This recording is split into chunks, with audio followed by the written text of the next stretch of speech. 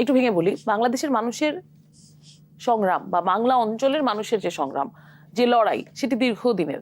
আমরা আমাদের ৭১ ঘটাতে হয়েছে এবং ৭১ ঘটানোর পর আমরা একটি স্বাধীন রাষ্ট্র পেয়েছি, যে রাষ্ট্রটি আমরা আমাদের মতো করে আসলে একটা স্বপ্নের রাষ্ট্র তৈরি করতে চেয়েছি।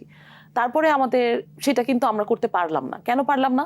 কারণ হচ্ছে স্বাধীনতা পরবর্তী সময়ে আমরা একটা সুন্দর দেশ রচনা করেছি, কিন্তু সেটার যে রাজনৈতিক পরিস্থিতি সেটা ঠিক জনগণের কাছের রাজনীতি আমরা তৈরি করতে পারিনি।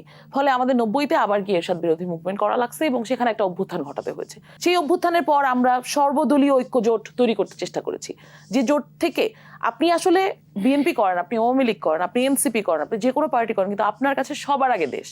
সেই জোট আসলে কোথায়? দেশের কিছু প্রশ্নে, যেমন আপনি ভারতীয় আগ্রাসনের বিরুদ্ধে দাঁড়াবেন, আপনি সাম্রাজ্যবাদের বিরুদ্ধে দাঁড়াবেন, এই ধরনের যে ডিসিশনগুলো, সেগুলো কিন্তু অল পার্টিকে এক টেবিলে বসে আসলে নিতে হয়। সেই ঐক্যটা আসলে আমরা বারবার দেখেছি বাংলাদেশের জন্য মিসিং। আমরা সেকেন্ড রিপাবলিক বলতে বোঝাচ্ছি একটি এমন রাষ্ট্র ব্যবস্থা, এমন একটি গণপ্রজাতন্ত্রী বাংলাদেশ সরকার, যেখানে সকল দলের, সকল মতের মানুষের আসলে একটি সামাজিক চুক্তি থাকবে, যেখানে সকল মানুষ তার মতামত এবং বহুত্ববাদ নিয়ে আসলে বাংলাদেশে থাকতে পারবে।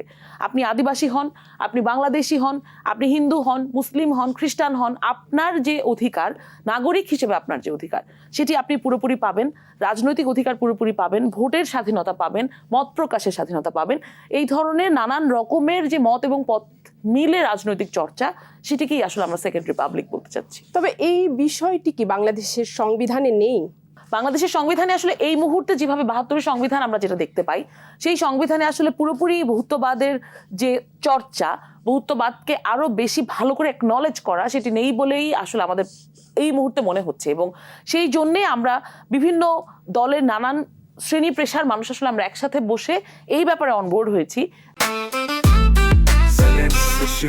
জেনেক্সে শিফট করো, লাইফকে লিফট করো। যে সংবিধানকে সংস্কার করা প্রয়োজন, নির্বাচন ব্যবস্থাকে সংস্কার করা প্রয়োজন, এবং একই সাথে সেকেন্ড রিপাবলিক হিসেবে বাংলাদেশকে আসলে দাঁড়াতে হবে, যেই জায়গায় দাঁড়ালে আমাদের আরেকটি অভ্যুত্থানের আসলে আর প্রয়োজন পড়বে না। কিন্তু এই জায়গায় কি বিভিন্ন রাজনৈতিক দলগুলো যারা রয়েছে, তারা কি আপনাদের সাথে একাত্মতা প্রকাশ করছে? একাত্মতা আসলে শুরুতেই তো কেউ প্রকাশ করে না। পলিটিক্স ব্যাপারটাই তো এমন যে আপনি আসলে দীর্ঘদিন ধরে আপনার লড়াই, আপনার সংগ্রাম চালিয়ে যান।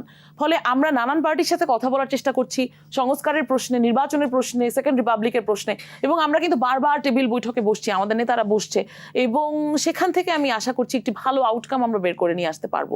অন্তত বেশ কিছু প্রশ্নে আসলে আমরা একাত্মবোধ পাবো বলে আমি বিশ্বাস করি।